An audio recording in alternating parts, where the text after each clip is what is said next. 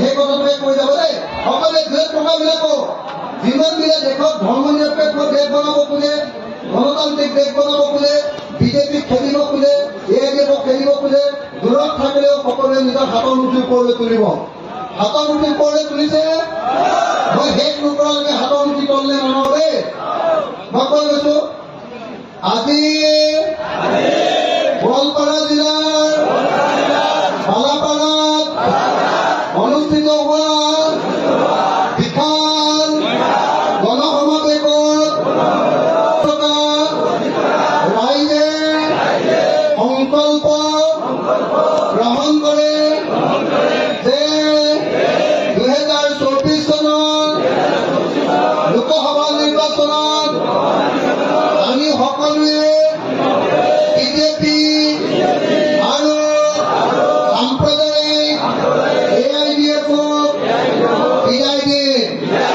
আমি সকলোৱে এইবাৰ ইণ্ডিয়া মৰ্চা বিৰোধী ঐক্য মঞ্চৰ প্ৰাৰ্থীয়ে ৰকিবুল হুছেইন ডাঙৰীয়াৰ হাতৰ চিনত ভোট দিম। আমি ভাৰতৰ সংবিধান ৰক্ষা কৰিম। আমি ভাৰতক গণতান্ত্ৰিক দেশ কৰি ৰাখিম।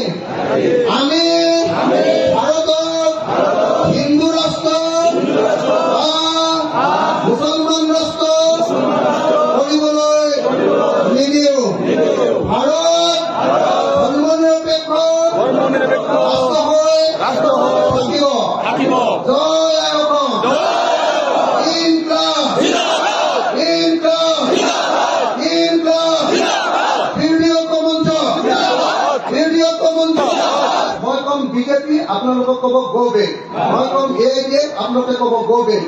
BJP BJP